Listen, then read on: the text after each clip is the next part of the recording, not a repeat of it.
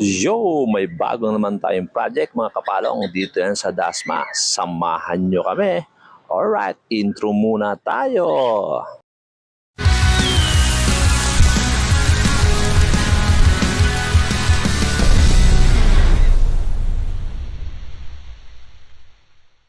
Good morning, yung bagong project ng mga boys. Landscape. Kuya sa Dasma. Ayan, dito. At syempre, sa unang araw natin sa trabaho, kailangan na muna nating mag-ikot-ikot para bigyan ng instruction ng ating mga tao sa kanilang mga gagawin at paano nila uumpisahan ang kanilang trabaho. So ito, pinakita muna natin sa ating mga kasamaan, lalong-lalo na kay Jumel kung anong mga gagawin. So itinuturo natin sa kanya yan. At ayun yung ibang mga boys, nag-uusap-usap. At ito na nga. Tapos ito itong version, kamu lang simit ang salit, nakagulo na. Siguro, hindi kasi yan lang yan. Bidya siguro na. Kano malaki. Ito sa kalong si At syempre, kailangan natin bilisan para hindi kayo mabagot. Bawasan na siguro. Pagbawasan lupa, hindi kasi ipapantay-tay ano. Hindi lang mabawas sa bandang ibabaw ninyo. Hindi dyan lang siguro. Hindi lang. Pagbawasan may gito. Wala 3 meters. 3 meters natin. Tingnan ko nga. 3 meters yan. Buang. Saan ka dito? Lapad. 3 by 2.5 yan ang ano ka na simit. Kasi halaman na yun. Ang ganda yan.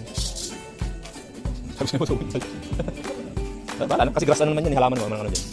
2.5 para sumakto saan? Ay, 2.4 nga para sumakto sa bricks. Oo, 2.4 sakto sa bricks. Yan, di bali.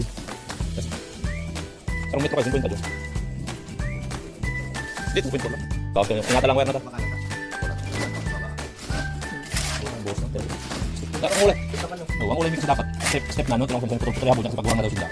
Ang makakapang daw. Hindi dinobligo, hindi sa 35 step, 70. Hindi ang mangyari kaya, sabi na buhon daw. Bubuhos talaga. Kaya nga lang dyan. Ang tunga malang tao. Sabi mo kung baka. Nakagihan ng stroller.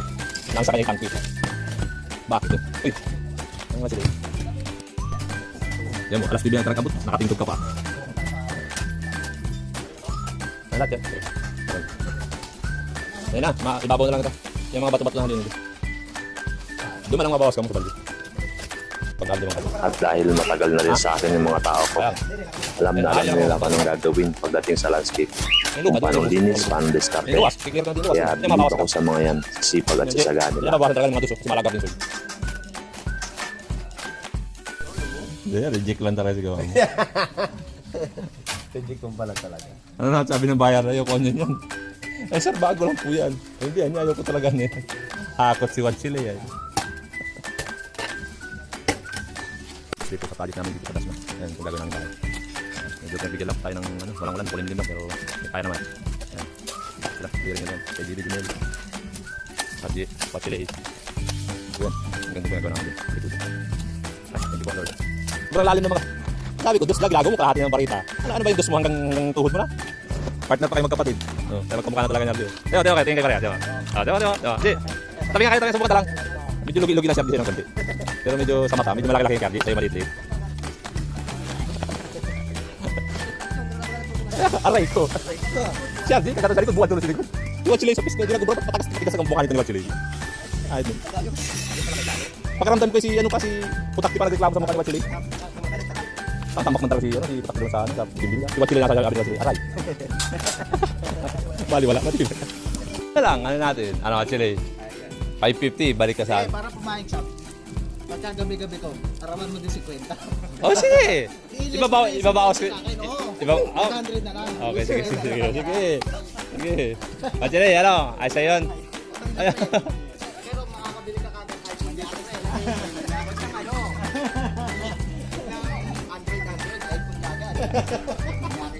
Napasok yung TV yun. Sige, ako payag ako.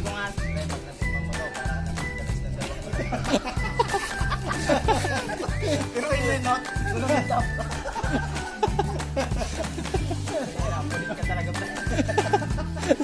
Hindi nakakayanin ng salpak yun, tapal na talaga. Siyempre, kapag break time, hindi mawawala ang kwentuhan at tawanan. Ang patanggal ba ng pagod? Ba't na nakaragap sabi mo gilutan kaya rin? Bago ay kumain mo.